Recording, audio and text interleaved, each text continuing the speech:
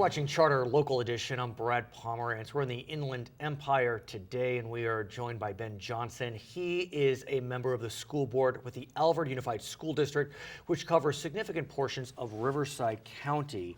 And I'd like to speak with you about our teachers. All of a sudden, it's become clear that California is facing or about to face a teacher shortage. The numbers are daunting. I mean, just in 2015, California had 43,000 teacher vacancies. What are you hearing and seeing in Riverside County and otherwise? There was two big issues. We have a lot of teachers retiring during this recession, the Great Recession we call it. We offered a lot of teachers early retirement programs. We saw less teachers enrolling in teacher credentialing programs. And so we've got this perfect storm of this big shortage, I think. I mean, it's pretty daunting. I'm just looking at some of the statistics I have rounded up. In the last decade, there has been a 70% drop in California of individuals preparing to become teachers. Absolutely. 2015, we needed 15,000. We needed 22,000 new teachers. We got 15,000. Right. This big shortage, and so now we're bringing in teachers from out of state, and then also offering waivers for other teachers. I think part of the problem has been our messaging. You know, when things were really difficult, I think I've talked to several students out there that were college students and were thinking about careers in education, and what they heard was how horrible being a teacher, that career of being an educator is, which isn't true. It's undeniable that the teachers, and specifically the teachers union, has become the scapegoat du jour. Right.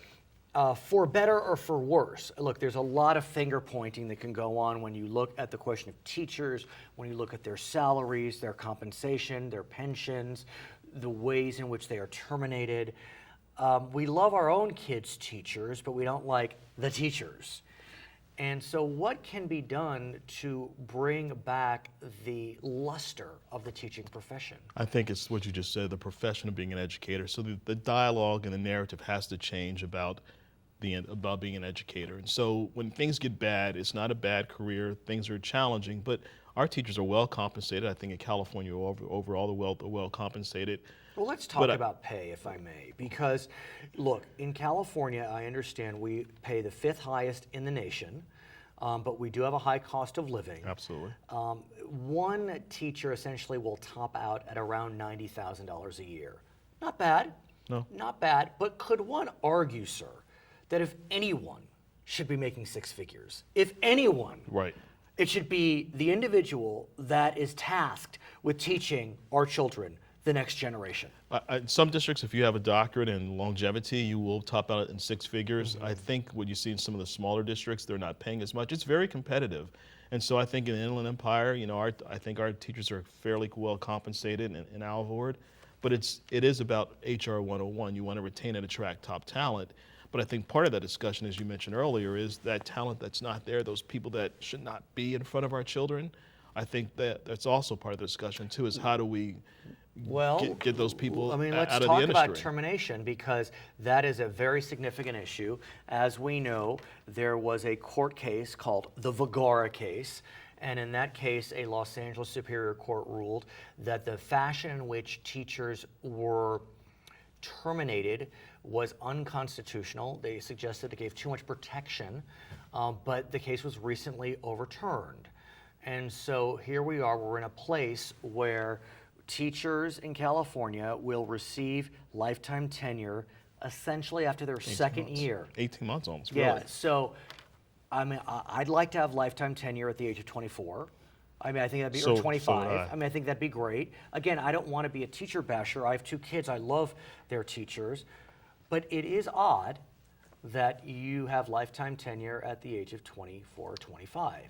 I think that tenure is important. I wouldn't want to get rid of that. I think what the issue is how long do you determine someone should have that thing? And I think that 2-year point, I mean, even you look in the private sector, you know, before you even kind of allowed to be vested is 5 years. So I think there's got to be some kind of compromise between that 2-year point and a 5-year point. Look, other states do have this issue, do. and they have addressed the question of vesting, when you become tenured. And there are states that look at the process after 3 years, after 4 years, after 5 years.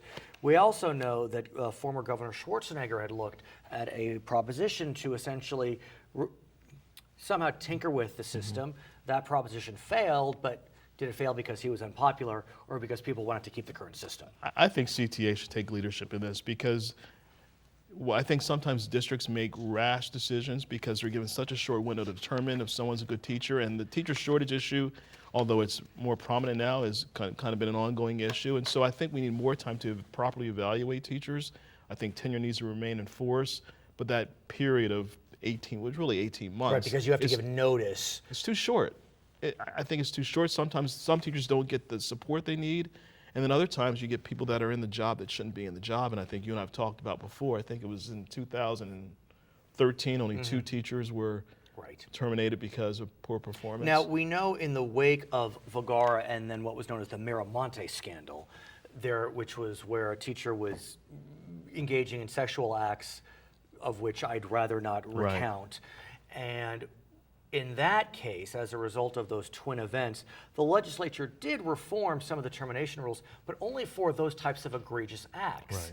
Now, I'm glad that's been reformed, but again, what we see happening is that through these last in, first out rules, these hungry young teachers wind up, when there is a downturn, being terminated before the senior teachers. Now, maybe senior teachers are great. I bet a lot of them are. Most of them are. Right. So it becomes a very tricky balance. I think that this whole evaluation process is going to change in the next couple of years, how we evaluate educators. How? See, here's why I say that. I mean, you look at, for example, the school district reserve cap question, where school districts like yours cannot save as much money as they'd like because of a provision that was pushed by the California Teachers Association, and they are sticking to it. And CSBA, California School Boards, has continued to push to say we've got to have some compromise in that, because 40% reserves in District A may be too much, but in other districts it's... But my point is, the CTA exerts tremendous power,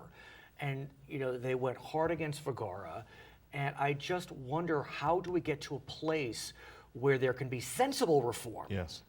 How do we get to that place? Well, so the issue on teacher shortage, CSBA, CTA, AXA, so you're together on this. Are all on this issue of teacher shortage, and how do we come together in a couple things? How do we address retaining our top talent? How do we address this issue of attracting teachers? Well, there have been a few bills that have been proposed.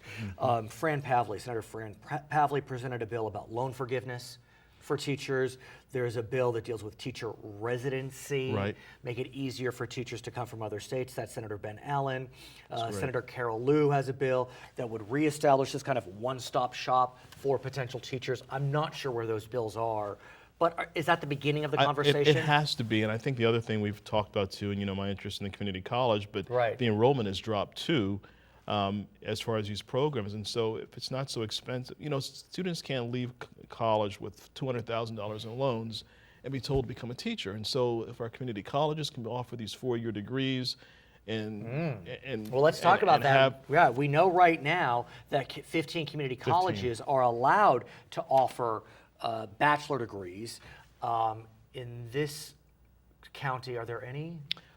I'm not not sure, believe but there what are I any do know is that there's a non-duplication provision. Correct. So no community colleges are offering teaching degrees, which is a problem because we can't even the UC and CBU have had significant drops in enrollment in their programs, and we know that the CSUs have turned away 250,000 people last year. And so they may be duplicated programs, but students can't even get in the programs that we currently have because they're too full. Can we work towards amending this pilot program, or at least when the pilot ends, to allow for duplication from UC-CSU? It's all the chancellor's office to do that. I think it's long overdue. I think if we were a lot of vacancies in our CSUs and our UCs, that wouldn't be an issue. But we have a lot of schools that are full. He has Ben Johnson. He is a trustee with the Alvord Unified School District. I'm Brad Pomerance, Charter Local Edition.